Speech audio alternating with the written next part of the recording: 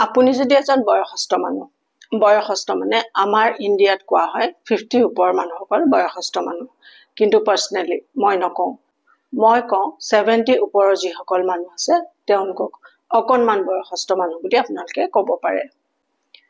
So ইয়াতে আজি কম 50 ওপৰৰ সিনিয়ৰছ সকলে যদি আপোনালোকৰ কোনো ধৰণৰ শৰীৰত প্ৰব্লেম নাই, সকলো ঠিকে আছে, তেতিয়াহলে আপোনালোকে সকলো বস্তু, সকলো আহাৰ, সকলো খাদ্য বস্তু আপোনালোকে খাব পাৰে। কিন্তু তথাপিও কিছু ক্ষেত্ৰত পৰিমাণটোত অকমান ধ্যান ৰাখিব লাগিব। সকলো খালেও কিমান পৰিমাণত খাব। যেহেতু দেখা গৈছে ডায়াবেটিস প্ৰতিটো ঘৰতে আজিকালি আছে। এইবোৰ অসুখত আজিকালি বয়সৰ কোনো কথা নাইকিয়া হৈছে। সৰু ল'ৰা ছোৱালীও ডায়াবেটিস হোৱা দেখা যায়। সো মই ইয়াতে আজি কম আমাৰ বয়সস্থ সকলৰ কাৰণে কিছু খাদ্য যিখিনি আপুনি একেবাৰে খাব নালাগে, কিছু ফল-মূল একেবাৰে খাব নালাগে, আৰু যদি খায় কিমান পৰিমাণত খাব, আৰু কিছু ফল-মূল আপোনালোকৰ স্বাস্থ্যৰ পক্ষে বহুত বেছি ভাল, সেইখিনি খাব লাগে। ফল-মূল আমি সৰুৰে পৰা শুনি আহিছো যে ফল-মূল খাব লাগে, ফল-মূল খোৱাটো ভাল। কিছু ফল বয়সস্থ সকলক লোকচান কৰিব পাৰে। কিছুমান ফলে বিপি হাই কৰিব পাৰে, আৰু কিছুমান ফলে আপোনাৰ ডাইজেশন বেয়া কৰিব পাৰে, আৰু কিছু ফল-মূলে শৰীৰৰ জয়েন্টছবোৰক ডেমেজ কৰিব পাৰে।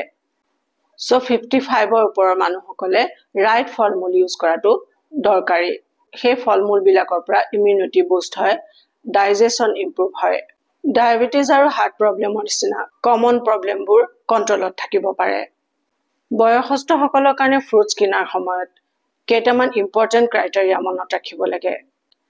ফাৰ্ষ্ট ক্ৰাইটেৰিয়া, ইয়াৰ গ্লাইচেমিক ইনডেক্স আৰু সুগাৰ কন্টেন্ট, মানে ফলৰ ভিতৰত কিমান সুগাৰ আছে আৰু ই আপোনাৰ ব্লাড সুগাৰত কিমান এফেক্ট পেলায়।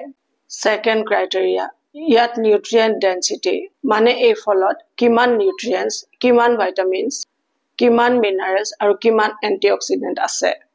থাৰ্ড হৈছে ডাইজেশন আৰু ফাইবাৰ, মানে এই ফল হজম হবলৈ কিমান সহজ হ'ব আৰু ইয়াত ফাইবাৰ কিমান পৰিমাণত আছে। ফৰ্থ ক্ৰাইটেৰিয়া, আয়ুৰ্বেদিক ডজ বেলেন্স। এতিয়া জানো আহক এই ক্ৰাইটেৰিয়া কেইটাৰ বেষ্ট ফল যি সিনিয়ৰছ সকলৰ কাৰণে ভাল হয়। কিছু ফল এনেকুৱা আছে যিবোৰ বয়সস্থ সকলে এভয়েড কৰিব লাগে।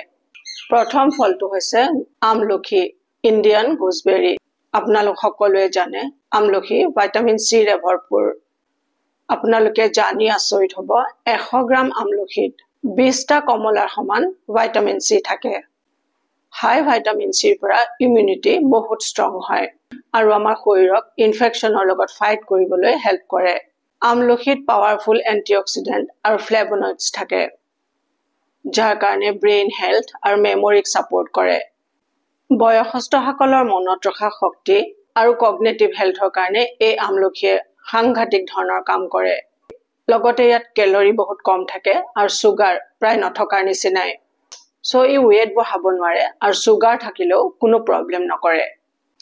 আয়ুৰ্বেদে কয় আমলখি এক এন্টি এজিং টনিক, কাৰণ ই শৰীৰক ডিটক্স কৰি বেমাৰৰ লগত যুঁজিবলৈ শক্তি দিয়ে। ডেইলি এটা আমলখি খাবই লাগে, সকলোৱে খাব লাগে, কিন্তু বিশেষকৈ যিসকল 50 বছৰৰ ওপৰত তেখেতসকলে ডেইলি এটা আমলখি খাবই লাগে। সিজনৰ সময়ত আপোনালোকে আমলখিটো পাই যাব, কিন্তু অন্য সময়ত কি কৰিব, যেতিয়া আমলখি থাকিব তেতিয়া আমলখিটো আনি পেলাই ভালকৈ সাফা কৰি গ্ৰাইণ্ড কৰি ৰাখি থৈ দিব পাৰে। সেইটো আপুনি ডেইলি কোনোবা এটা সময়ত 1 টিস্পুন খালেও সেই একে আপোনাৰ কাম কৰিব। আৰু সিজনত যদি ফ্ৰেছ খায় তেতিয়াহলেতো খুবেই ভাল। সেকেন্ড ফল জামু। জামু ডায়াবেটিস থকা বয়সস্থসকলৰ কাৰণে এক ধৰণৰ ইনসুলিনৰ নিচিনা কাম কৰে। ই ব্লাড সুগাৰ স্পাইক হ'ব নিদিয়ে আৰু এইটো পেটৰ কাৰণেও বহুত ভাল। ই কনষ্টিপেশ্যন আৰু ডায়েৰিয়া দুয়োটাতে কাম কৰে।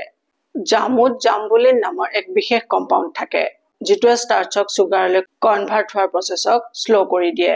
সেইকাৰণে আয়ুৰ্বেদৰ পৰা মডাৰ্ণ চায়েন্সলৈ সকলোৱে জামুক ডায়াবেটিছৰ কাৰণে উত্তম বুলি কয়। জামুত ডাইজেষ্টিভ এনজাইম থাকে, যিটোৰ কাৰণে খোৱা বস্তুবোৰ গলোৱাত হেল্প কৰে।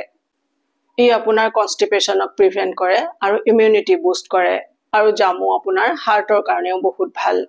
ই আপোনাৰ বিপি ষ্টেবল কৰি ৰাখে আৰু কলেষ্ট্ৰল কম কৰে। সো জামুৰ সিজনত জামু নিশ্চয়কৈ খাব।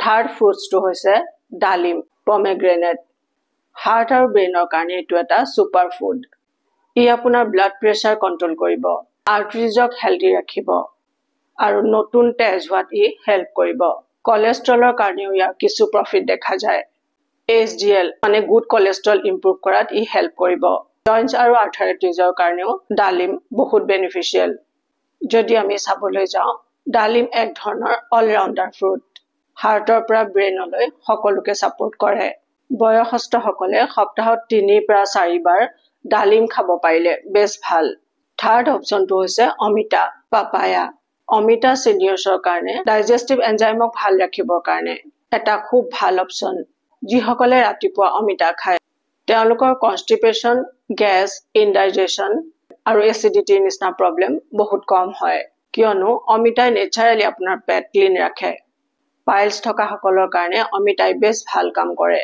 অমিতা হাৰ্টৰ কাৰণেও বহুত ভাল ইয়াৰ ফাইবাৰ আৰু এন্টিঅক্সিডেন্ট মিলি বেড কোলেষ্ট্ৰল LDL কম কৰে আৰু ব্লাড প্ৰেছাৰক কন্ট্ৰোলত ৰখাত হেল্প কৰে লং টাৰ্মৰ কাৰণে আপোনাৰ ষ্ট্ৰোক আৰু হাৰ্ট এটেকৰ নিচিনা অসুখৰ ৰিস্ক কম হ'ব পাৰে অমিতা মিঠা যদিও ইয়াত সুগাৰ কন্টেন্ট ইমান হাই নাথাকে সো ডায়াবেটিক পেশেন্টেও ইয়াক কম পৰিমাণত ল'ব পাৰে মন কৰিব যে বেছিকৈ ল'লে সুগাৰ বাঢ়িব পাৰে অমিতা আপুনি ইউজ কৰিব পাৰে নেক্সট ফলটো হৈছে মধুৰি গুৱাভা এইটো এটা খুব কমন ফ্ৰুটছ মধুৰিৰ এটা খুব স্পেশাল গুণ আছে সেইটো হৈছে লো গ্লাইসেমিক ইনডেক্স ইয়াৰ গ্লাইসেমিক ইনডেক্স 12 পৰা 24 ভিতৰত থাকে গতিকে ইয়াক সুগাৰ পেশেন্টে আৰামত খাব পাৰে মধুৰিয়ে কনষ্টিপেশ্যন থাকিলে তাত ভাল কাম কৰে ডেইলি এটা মধুৰি খালে আপোনাৰ বাৱেল মোমেন্টক ষ্টিমুলেট কৰিব যাৰ কাৰণে পেট সহজতে সাফা হয় সো ডেইলি এটা মধুৰি হলেও স্ন্যাক্সৰ নিচিনাকে খাব পাৰে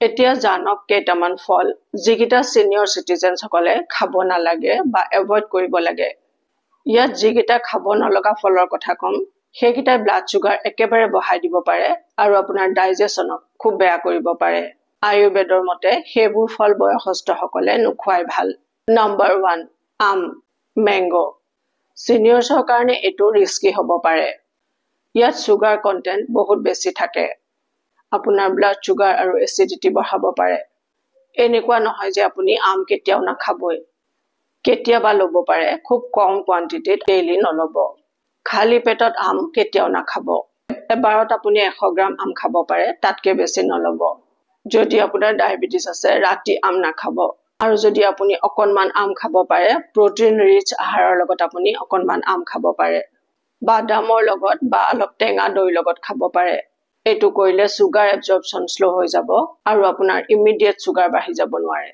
নেক্সট নাখাবলগীয়া ফলটো হৈছে চিকু এটো ডায়াবেটিক থকা সকলৰ কাৰণে ডেঞ্জাৰাস হ'ব পাৰে কেতিয়াবা হয়তো একেবাৰে অকনমান খাব পাৰে পৰাপক্ষত নোখোৱাই ভাল নেক্সট ফল লেসু যদি আপুনি ডায়াবেটিক পেশেন্ট তেতিয়া হলে দুটা বা তিনটা লেসুহে আপুনি এবাৰত খাব লাগে যদি আপোনাৰ ডায়াবেটিস নাই তেতিয়া হলে আপুনি 5টা বা 6টা লৈকে লেসু খাব পাৰে নেক্সট ফলটো হৈছে ওয়াটাৰমেলন এটো গৰমৰ এক ফেভাৰিট ফুড সকলোৰে কাৰণে বয়সস্থ সকলৰ কাৰণে ইয়াৰ লগত অকমান কেয়াৰফুল হোৱাটো দৰকাৰ ইয়াৰ গ্লাইসেমিক ইনডেক্স বহুত বেছি হাই আৰু সেই কাৰণে সুগাৰ খুনকালে বাঢ়ি যাব পাৰে সেই কাৰণে সদায় লিমিটেড কোৱান্টিটিত লোৱাটোহে দৰকাৰ আৰু যদি আপোনাৰ ডায়াবেটিক আছে ওয়াটাৰমেলনটো একেবাৰে এভয়েড কৰিব নেক্সট কঁঠাল বয়সস্থ সকলৰ কাৰণে গেছ ব্লোটিং আৰু কনষ্টিপেশ্যন হ'ব পাৰে কাৰণ কঁঠালটো হজম হওঁতে অকমান দেৰি হয় সো কঁঠালটো যিমান পাৰে এভয়েড কৰাটো ভাল